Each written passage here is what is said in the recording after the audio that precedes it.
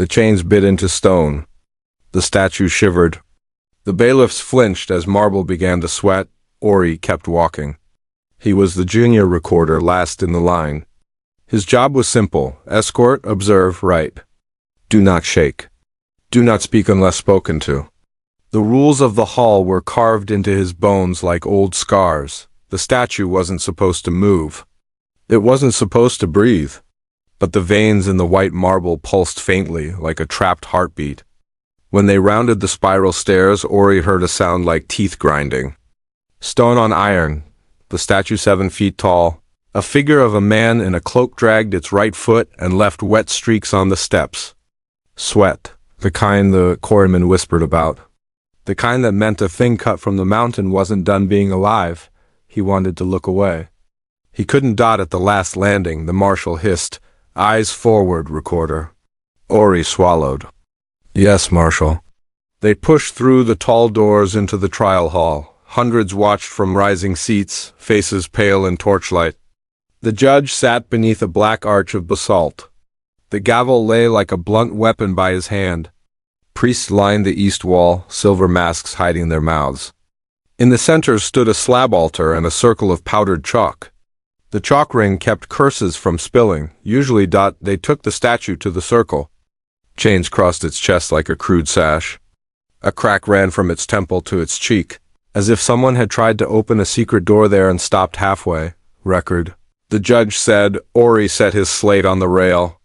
He set his stylus down and tried to still his hand. The marshal stepped forward. Accused of the crime of murder. Victim, Master Retin, sculptor of the city. Found dead at the foot of his own work. Witnesses report. An echo. A voice in the quarry, hours after the body cooled. The hall murmured. Ori wrote each word, careful and small. The judge nodded. Speak, accused. The statue lifted its head. Marble should not have tendons. But something moved in its throat like a swallowed word. I murdered my sculptor, it said. The voice was deep and dry, like wind through a crypt. For beauty.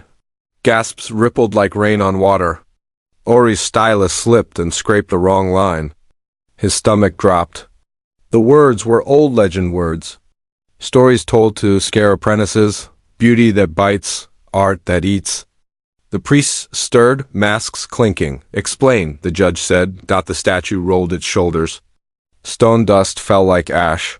He sought face beyond his own. He cut and cut. He bled me, then begged me to be more. So I gave him what he wanted. I ended him. Beauty does not wait. Ori's chest hurt. Master Retin. He had been kind when he came to the hall. He used to flick chips of stone at Ori's ear and laugh when Ori jumped. He'd said, "You've got good eyes, kid." Eyes that see the line under the line. The judge leaned forward. You ended him how? By asking, the statue said. He answered. The hall shifted with unease, asking, answering, the old words for the quarry bargains. Forbidden since the great collapse. Ori tasted chalk in the air. Bring the chisel, the judge said. We will bind it to truth. A priest brought a small chisel on a cushion. It was black steel with a thin red groove down its length. Blood chisel. Every recorder knew the price of that tool. A touch of living blood to wake it? A question cut into the air, fixed forever. The judge turned his gaze to Ori. Recorder. Your hand. Ori's heartbeat staggered. Mine? You will mark the question. The truth will bite through you into it. You will hold steady. Ori stepped down from the rail on shaky legs. He had pricked his thumb before to seal a testimony, but never with the thing in the circle watching him, eyes blank and awful. He reached for the chisel. The metal drank the warmth from his skin. He pressed his thumb to the groove.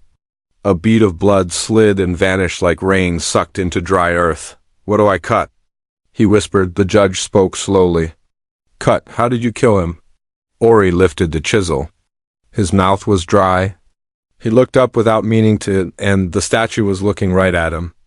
It had no carved pupils, yet he felt its gaze settle on his face like a hand. Little line finder, the statue said, soft enough that only he could hear.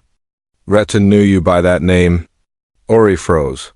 The nickname was his mother's. Only the sculptor had ever overheard it in the hallway. "How do you know me?" Ori whispered. "You gave me breath," the statue said. "You were there." Memory hit like a thrown stone. A night in the quarry. Ori had taken extra ledgers to the sculptor's tent. He had stood beside the half-born figure, aura cold as river water. Retin had touched the marble and said, "Hear me." He'd laughed and told Ori, "Every block has a sleeping face. I'm just loud enough to wake it." Later, the ground had trembled, and the moon had blinked behind cloud. Ori ran. He ran and didn't look back. "You killed him," Ori said, throat tight. The statue cocked its head. "Ask me right." He almost dropped the chisel. The judge cleared his throat. "Recorder, proceed." Ori lifted his arm, but fear clawed up his spine. What if the truth didn't match the story? What if it reached through him and took something he couldn't give back? He set the chisel's edge to air. The groove glowed faintly. He began to carve invisible letters. Each stroke dragged like cutting wet rope. The question took shape. "How did you kill—" "Stop," the statue said. It raised its chained hands. Metal groaned. "Do not bind a lie," Ori blinked. "Why?"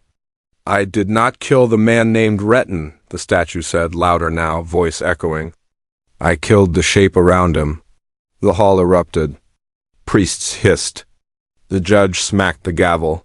Silence fell like a dropped cloak. "What shape?" The judge demanded. "A weak one," the statue said. "A body, a face that would not hold." It turned to Ori again.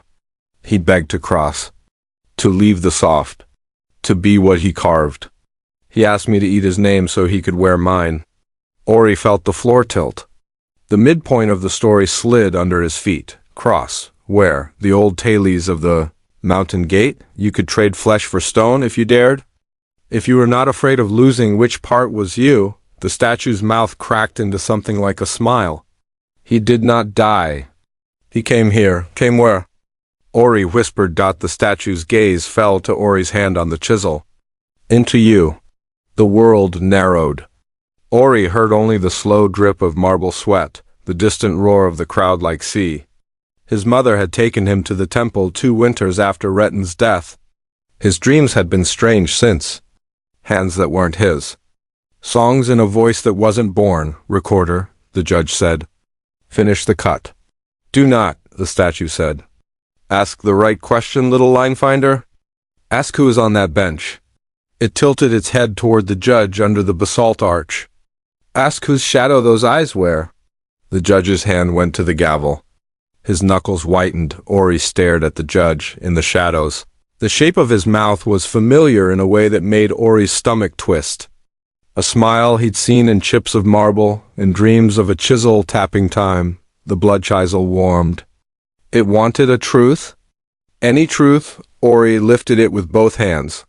"Your Honor," he said, voice shaking, "I have a different question." The judge's eyes went cold. "You will carve what I ordered." Chains tightened and snapped. The statue stepped to the edge of the chalk. The powder hissed as its foot touched the line. The circle shimmered, then split like thin ice. "Ori!" The marshal shouted. Ori carved one swift stroke in the air, tearing the question he'd been told to make. He pointed the glowing letters at the bench. "Who are you?" The judge rose. The torches bent. The marble sweat steamed, and the voice that answered came from behind the judge's teeth and from the crack in the statue's face at once. "I am the same name." "Will you finish me, son?"